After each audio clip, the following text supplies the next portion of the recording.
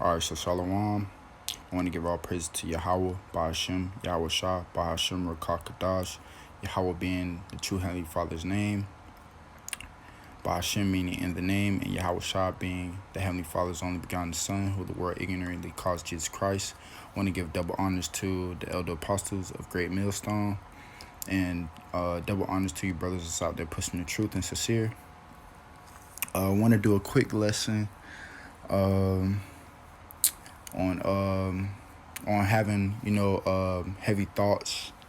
I know that could be very hard, being in this flesh, constantly having to deal with that battle with heavy thoughts and temptation thoughts. But I'm gonna just jump right into it. I'm gonna just try to break down each scripture as I go along. This is Proverbs chapter 12, verse 25. It says, "Heaviness in the heart of man maketh it stop, but a good word maketh it glad." So the thoughts that you have, it condemns your body as a whole. It condemns your mind. Salakia. But it condemns your mind and your body as well. So you don't want to have heavy thoughts in your mind. It says, "But a good word maketh it glad." And what is the good word? Well, these scriptures. Just like in Romans chapter 15, it says, "Through patience and comfort through the scriptures we might have hope." Roughly paraphrasing. So yeah, having this word, it's a blessing.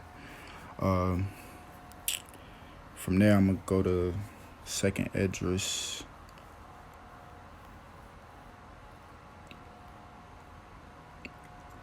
This is Second Esdras 14 and 14. It says, hold on, give me a second. It says, let go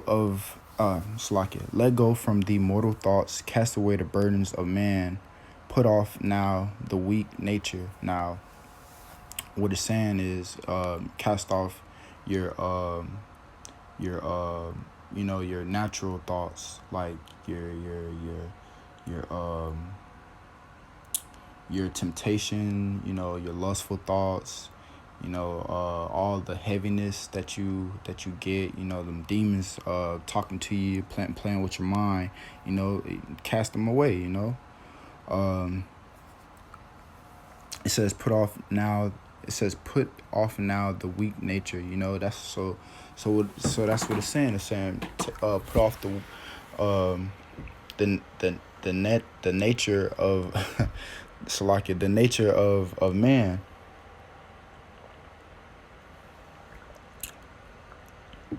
It says, "And set aside the thoughts that are most heavy unto thee, and haste thee to flee from these times."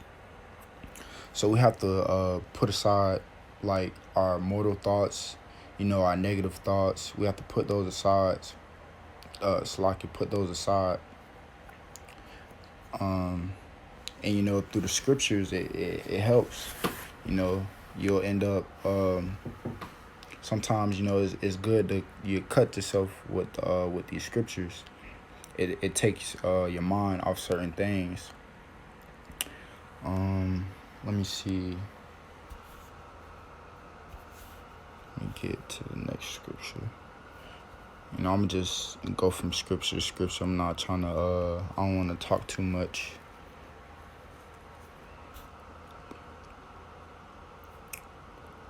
This is 2 Corinthians chapter 4, verse 17. It says, "For our light affliction, which is but for a moment, worketh for us a far more exceeding and an eternal weight of glory."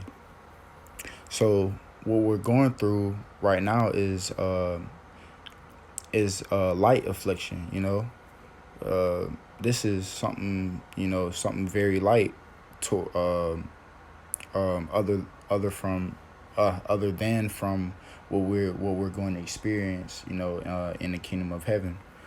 Um, it says, while we look not at the things which are seen, but at the things which are not seen, which is talking about the kingdom that's going to be given into us.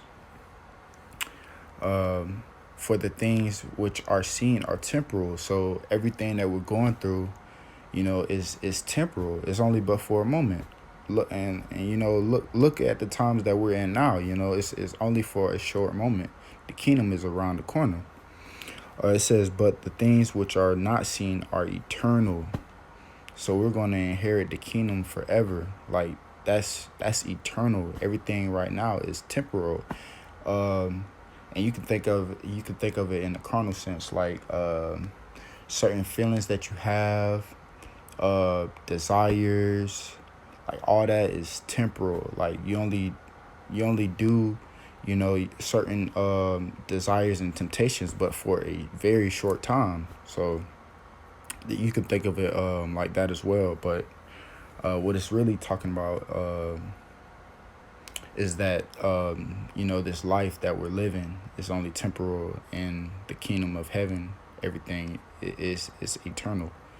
Let me see. I got one more to get after this. Let me see. This is Hebrews chapter 12, verse 1 and 2. It says, wherefore, seeing we also are compassed about with so great a cloud of witness, let us lay aside every weight and the sin which doth so easily beset us. So, the sins that we commit and the mindly thoughts that we have, is easily to do.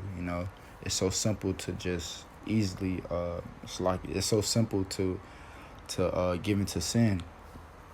It says, and let us run with patience the race that is set before us. So this is the race, enduring, keeping the laws, statutes, and commandments, and doing this work. This is the race that we're in. And the end of the race is, Lord willing, them chariots, being up in them chariots, and having that crown being put upon our heads. It says, this verse 2, it says, looking unto Yahweh Shai, the author and the finisher of our faith, who for the joy that was set before him endured the cross. So, Salaki, I'm going to keep going. It says, despising the shame, and is set down at the right hand of the throne of Yahweh. So, we have to look at Yahweh Shai, basically as, what's the word I'm looking for? As a prime example. Salaki, I couldn't think of the word. So we have to look at Yahweh Shai as an example, because what he went through being on that cross, enduring into death. He still had them demons upon him, as he was on the cross, but he endured, he kept that faith. And what did Yahweh do? He delivered him.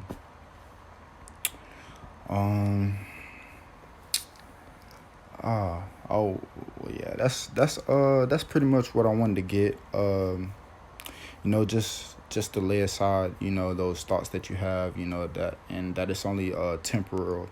You don't want to condemn yourself and bug yourself out. The scriptures, it gives you comfort. So if you ever are having heaviness going on in your thoughts, do some reading, pray, fast, do the things that are pleasing unto the Most High, and let the Spirit take you. But with that being said, I hope it was edifying. I want to say shalom to you brothers that's out there pushing the truth. And Kahala, Yahweh Ba'ashem, Yahweh Shah, Waha Rakakadash. Shalom.